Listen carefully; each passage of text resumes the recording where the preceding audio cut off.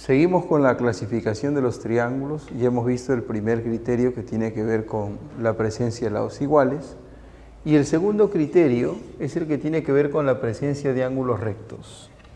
Es decir, si tú recibes un triángulo y analizas sus ángulos y los mides, lo que tendrías que ver es si uno de esos tres ángulos internos es recto.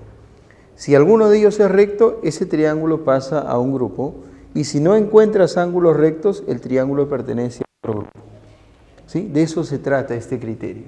Los dos grandes grupos son, primero tenemos por aquí el grupo de los triángulos que poseen un ángulo recto, ellos son los triángulos rectángulos, y por aquí estarán los triángulos que no tienen ángulo recto. ¿Está bien? Cuando un ángulo no es recto se dice que es oblicuo, y puede ser agudo o puede ser obtuso. ¿Sí? Hablemos primero de aquellos triángulos que sí tienen un ángulo recto y son conocidos como triángulos rectángulos. Aquí he dibujado un triángulo rectángulo, un triángulo en donde uno de los ángulos mide 90 grados.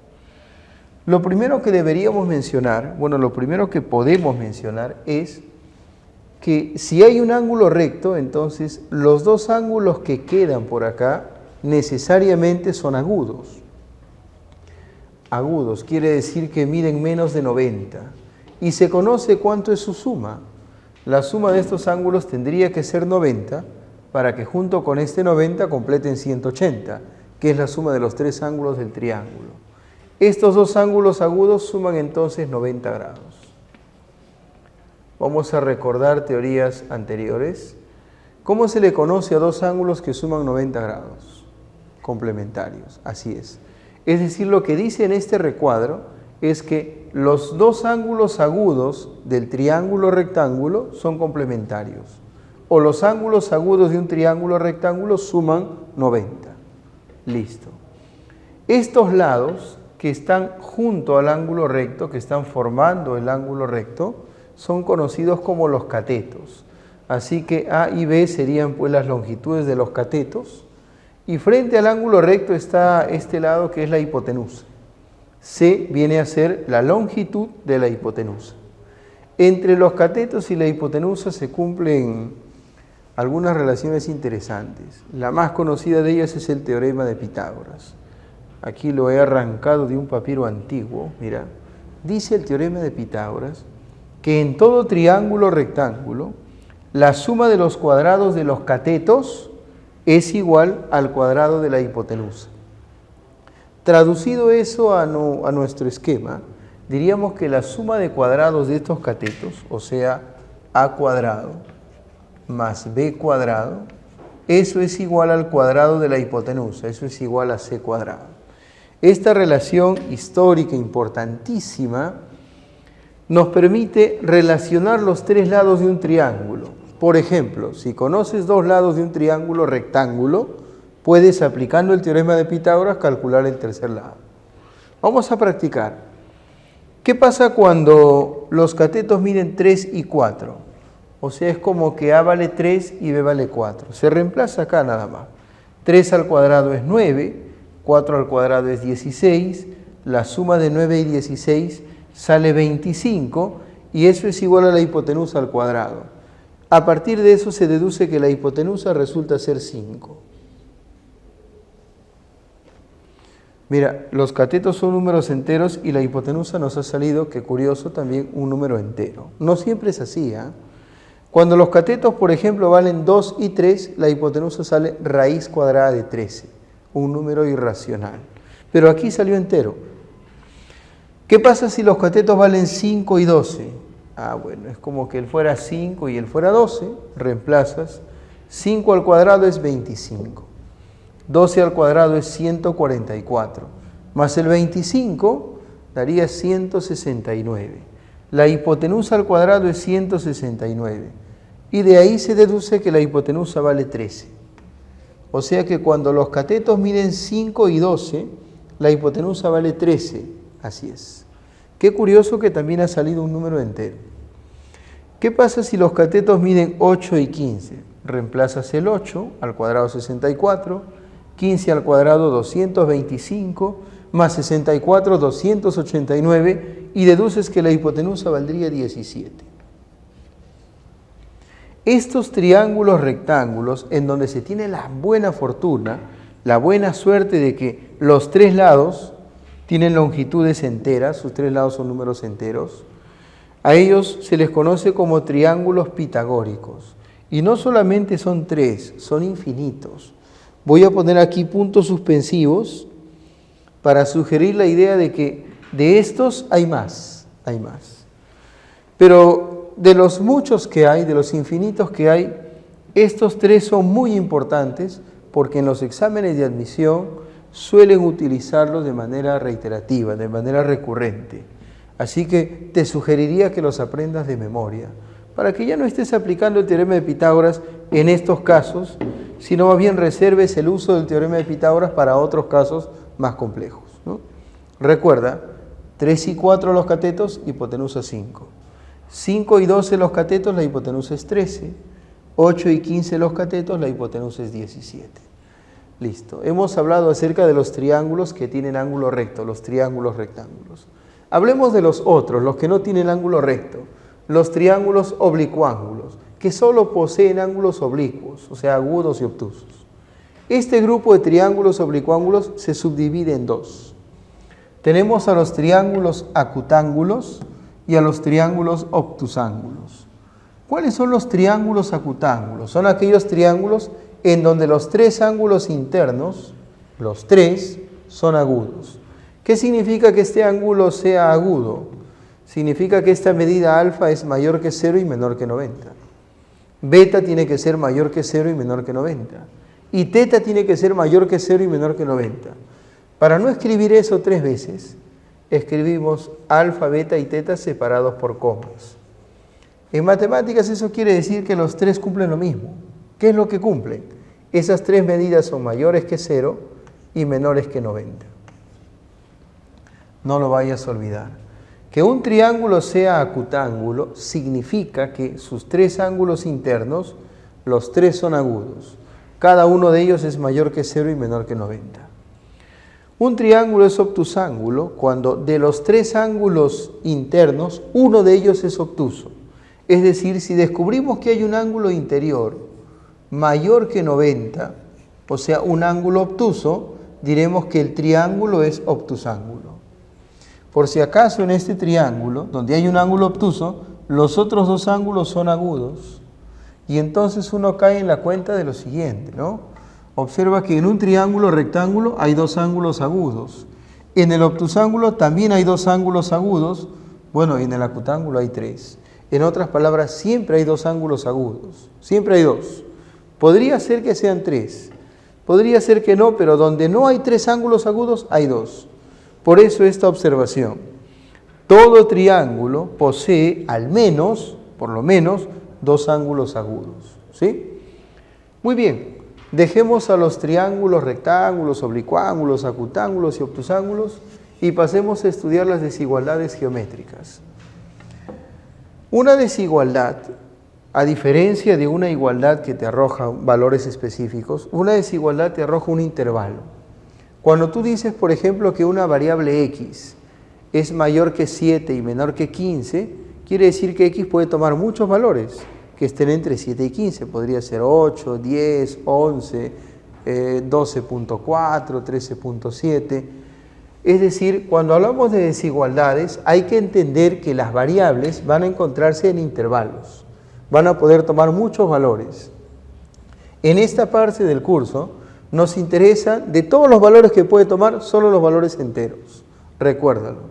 Cuando hablemos de desigualdades geométricas, nos referiremos generalmente a intervalos en donde la variable puede tomar muchos valores y de esos valores se suelen escoger solamente los enteros para que puedan contarse, para que puedan elegirse, ¿no?